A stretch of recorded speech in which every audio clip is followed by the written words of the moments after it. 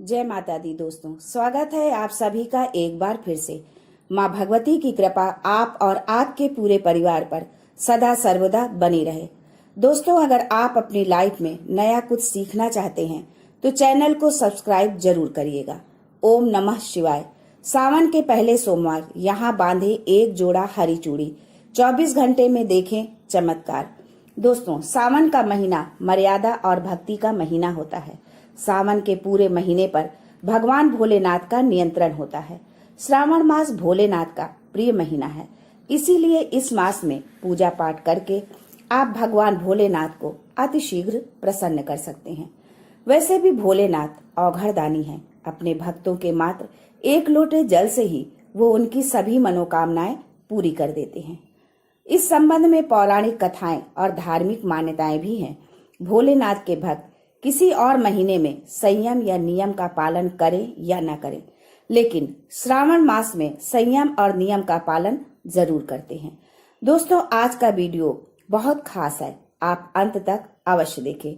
हम अपने वीडियो में सरल और उपयोगी जानकारी देते हैं जिससे प्रत्येक व्यक्ति उसका लाभ उठा सके। सावन के महीने का कुछ विशेष महत्व इस प्रकार से है। सावन के महीने में ही समुद्र मंथन हुआ था। सावन महीने में ही माता लक्ष्मी समुद्र मंथन से उत्पन्न हुई थी और माता लक्ष्मी को धन की देवी की उपाधि सावन मास में ही मिला था।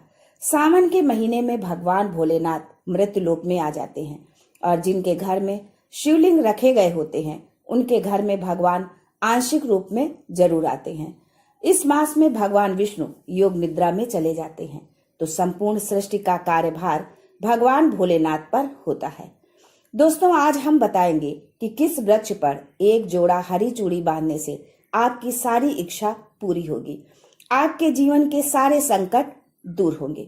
लेकिन दोस्तों, ये जानकारी बताने से पहले आपसे रिक्वेस्ट करते हैं कि वीडियो को लाइक जरूर करिएगा, दोस्तों को शेयर कर दीजिएगा और अगर आपने अभी तक चैनल को सब्सक्राइब नहीं किया है तो चैनल को सब्सक्राइब करके बेल आइकन जरूर दबाइएगा।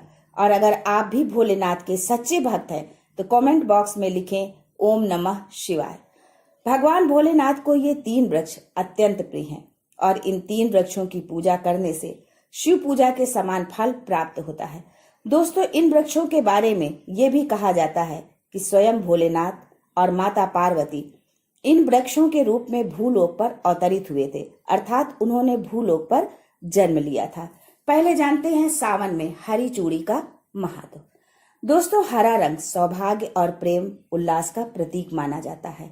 हरा रंग प्रकृति का स्वरूप माना जाता है। माता पार्वती प्रकृति हैं और भगवान भोलेनाथ को पुरुष माना जाता है। सावन में चढ़ाए जाने वाले बेलपत्र, धतूरा, भांग और दूब हरे रंग के होते हैं। प्रकृति निर्माण करने वाले भगवान भोलेनाथ हरे रंग से अतिशीघ्र प्रसन्न होते हैं। सावन में जो महिला हरे रंग की चूड़ी पहनती है, हरे वस्त्र धारण करती है, उसे अखंड सौभाग्य की प्राप्ति होती है। इसलिए सभी माताओं बहनों को सावन मास में हरी चूड़ी और हरा वस्त्र धारण करना चाहिए। माता पार्वती उनका सौभाग्य अखंड रखती हैं।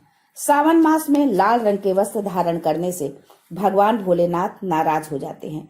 तो दोस्तों, इस वृक्ष पर सावन के किसी सोमवार को बांधे हरी चूड़ी आपका दुर्भाग्य सौभाग्य में बदल जाएगा।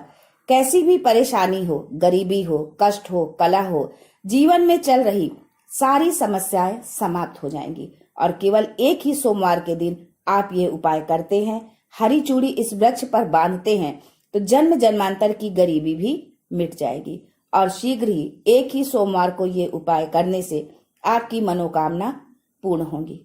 तो दोस्तों, वो कौन से वृक्ष हैं, आइए जानते हैं। पहला वृक्ष है शमी का वृक्ष। तो शमी के वृक्ष के बारे में ध्यान से सुन ले।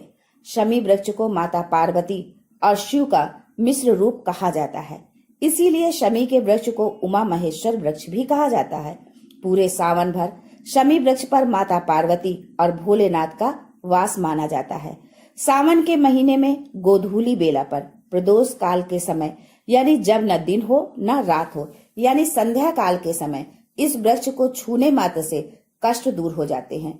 सावन के महीने में शमी वृक्ष की जड़ पर कच्चा दूध डालने मात्र से भगवान भोलेनाथ अतिशीघ्र प्रसन्न होते हैं और माता पार्वती का खूब सारा आशीर्वाद मिलता है। शमी वृक्ष का और धार्मिक महत्व क्या है, ये भी जानिए। दोस्तों, भगवान राम ने लंका पर आक्रमण करने से पहले शमी वृक्ष की ही पूजा की थी। पांडवों ने अपने दिव्य हथियार शमी वृक्ष के नीचे ही छुपा कर रखे थे। शमी वृक्ष जिस घर में लगा होता है उस घर का कल्याण होता है। तो दोस्तों, शमी वृक्ष पर उमा महेश्वर का ध्यान करते हुए 2 जोड़ा हरी चूड़ी और हरा रिबन जरूर बांधें, या जो भी हरे रंग की श्रृंगार की वस्तु आपको मिल जाए उसे जरूर भेंट करें। आपकी कोई भी मनोकामना हो एक ही सोमवार में पूर्ण हो जाएगी। शमी वृक्ष के पत्ते यदि पूरे सावन भर भोलेनाथ पर चढ़ाते हैं तो आपके घर अष्टलक्ष्मी वास करती हैं। आपके घर में कितनी भी दरिद्रता हो, आपके घर में कैसी भी परेशानी हो, परेशानी समाप्त हो जाती है और पूर्ण रूप से आपके घर में आकर भौतिक सुख निवास करने लगते हैं। दूसरा वृक्ष है धतूरे का वृक्ष। धतूरे का वृक्ष भगवान भोलेनाथ के उग्र स्वरूप काल भैरव के अंश से उत्पन्न हुआ है। मान्यता है कि शिवलिंग पर धतूरे का पत्ता, पुष्प या फल चढ़ाने से राहु, केतु और शनि के कुप्रभाव समाप्त हो जाते हैं। धतूरे के वृक्ष पर सावन के महीने में अगर 2 जोड़ा हरी चूड़ी बांधे तो शत्रु से छुटकारा मिल जाता है।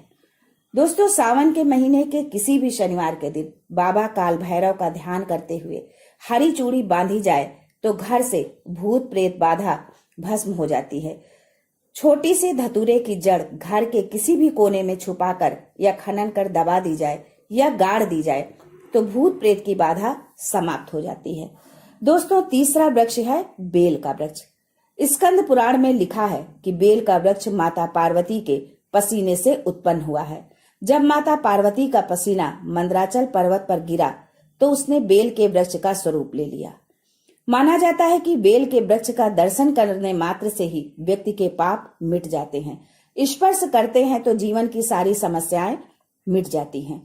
अगर आप भगवान भोलेनाथ को अति शीघ्र प्रसन्न करना चाहते हैं, आप भगवान भोलेनाथ पर खूब सारी चीजें चढ़ा रहे हैं लेकिन बेल का पत्ता नहीं चढ़ाते हैं तो वो प्रसन्न नहीं होते हैं।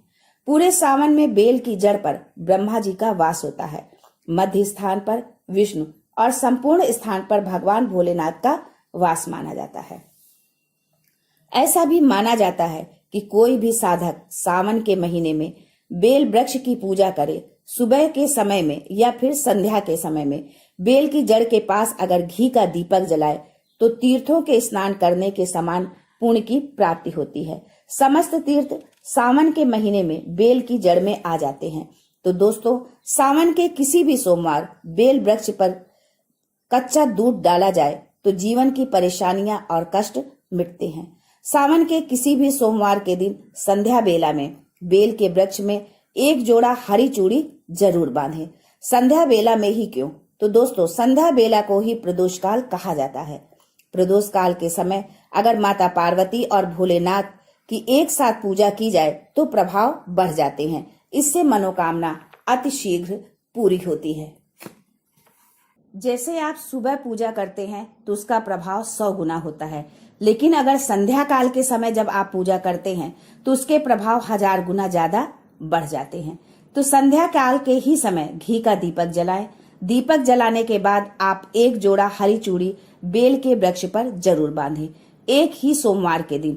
ये उपाय करने से आपकी जो भी मनोकामना होगी वो पूर्ण हो जाएगी।